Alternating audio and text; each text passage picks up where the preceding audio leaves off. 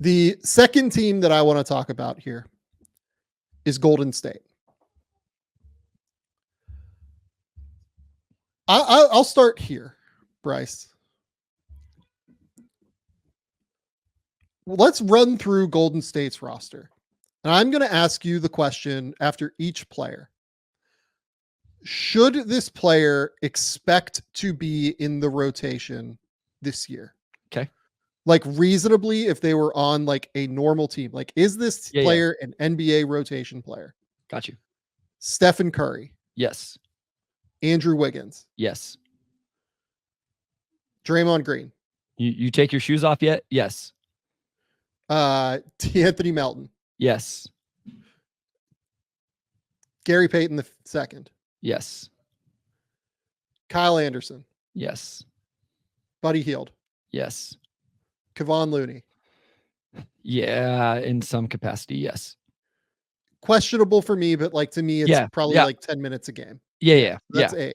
Yeah. Jonathan Kuminga. Yes. Moses Moody. For me, yes. We know this conversation, but for me, yes. To me, this answer is an undeniable yes, because if you're Moses Moody, you're in a contract year. So you're like, absolutely. Oh, yeah. You said I need to be in a rotation. Oh, yeah. You said from the player's perspective. Oh, so yes. Yes. Yeah. Yeah. Brandon Pajemski. Yes. Trace Jackson Davis. Yes. Yeah. I mean, like Guy Santos, Lindy Waters, those guys are probably a no. Yeah. But that is 11 guys that realistically should, I think, expect to be in a rotation this year. And that's not to say that like all of those guys should be in a rotation. I'm saying that if you are the Warriors, I think I would be worried about a somewhat unhappy locker room when you have like 11 guys who are either in contract years like Moses Moody or veterans who expect to play like Gary Payton II, Kevon Looney. Kevon Looney also entering a contract year where he's hoping to get another deal. Like, let's go through that real quick, Sam. I think it's actually 12. I think we miscounted, but DeAnthony Melton, unrestricted free agent. Gary Payton II, unrestricted free agent. Kevon Looney, unrestricted free agent. And Kevon Looney actually is only 28. Jonathan Kuminga, restricted free agent. Moses Moody, restricted free agent. So that is 5 of the 12 guys we talked about are hitting some form of free agency. Which means you want to make sure you're going to be set up for your financial future in some way. So if I'm looking at the Warriors right now, they have to make some sort of consolidation move or like a future facing move where like you trade Moses Moody for a future draft pick or something like that. The Warriors have to do something here, in my opinion. Right. So the only counter I've made or thought of is in this West that we talked about, its strength and the depth of it. Are you just the team that has more depth than anybody else? Is that your play? I'll ask you, is that a reasonable strategy to just say, you know what? We may not have the top end talent of a few of these teams, even though we do have Steph Curry, but we're going to have 12 dudes. So instead of when 2 guys get hurt or when 1 guy rolls an ankle, us only having 6 guys for a couple weeks that can really and should be on an NBA floor, we're still going to have 9. Is that a viable game plan, at least up to the trade deadline? Maybe like let's take it out to there, and then we'll find our quote unquote playoff roster at the deadline. I don't think it's a bad idea from a team perspective. I worry that like players are going to be upset about it in some way, shape, or form. Yeah. Like I worry that Kevon Looney, who's been like a great, warrior for that organization over the course of his career, is going to be like, man, like you guys are kind of screwing me out the door a little bit because I am a free agent at the end of this year. And if I'm not playing, what is my market basically at this point? Oh, by the way, I guess that you could say that you can play what we could say 20 minutes of Trace Jackson Davis, 25 minutes Trace Jackson Davis, and 25 minutes or 28 minutes of Draymond Green at center, right? Yeah. But I don't know. Like that doesn't seem like a great plan to me at the big position to force Draymond to play that number of minutes at the big spot.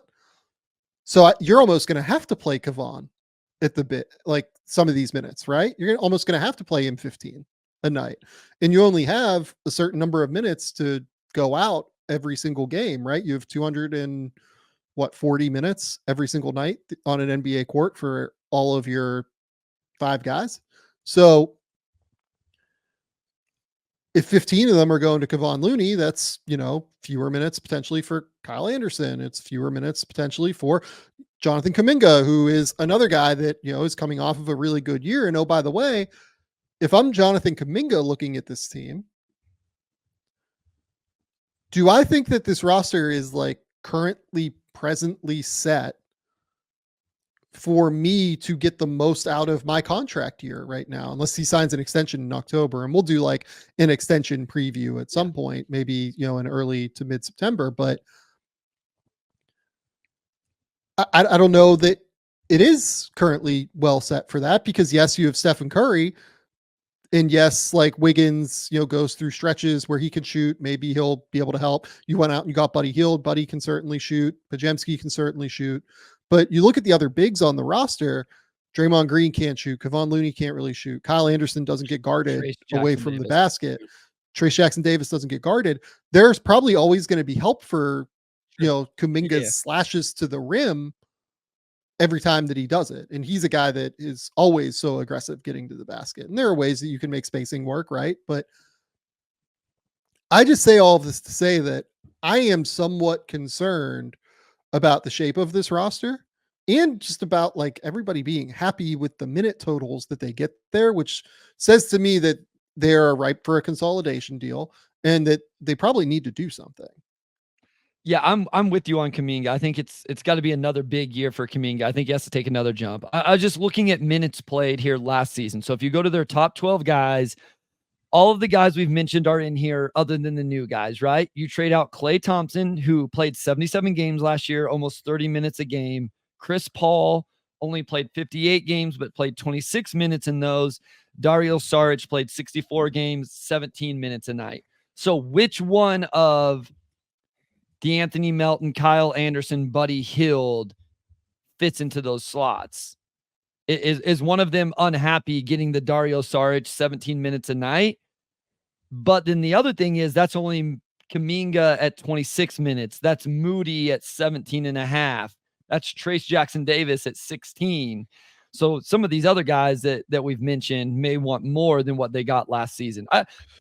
There's potential minutes there, but I see what you're saying in terms of individually, there may be a couple guys that aren't happy with the amount of time they're getting. Yeah, so you have basically 5,000 minutes. You have to make up the numbers like right around like 20,000 minutes for a full season. Yep. Right. Yep. Of game time. 5,000 of those minutes last season were Klay Thompson, Chris Paul, and Dario Saric, somewhere in that ballpark. Like, I think it was like 4,700 minutes.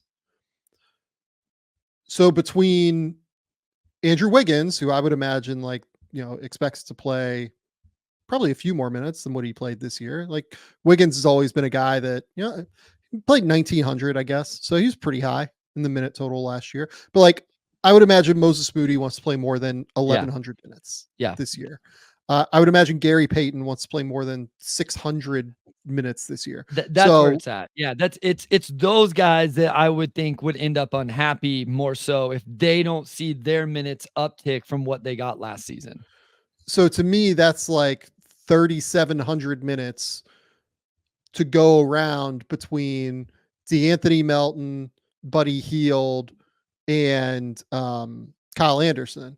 And that's just like not a lot of minutes for those three guys, all of whom are very real rotation players. I mean, Buddy played 2,200 last year.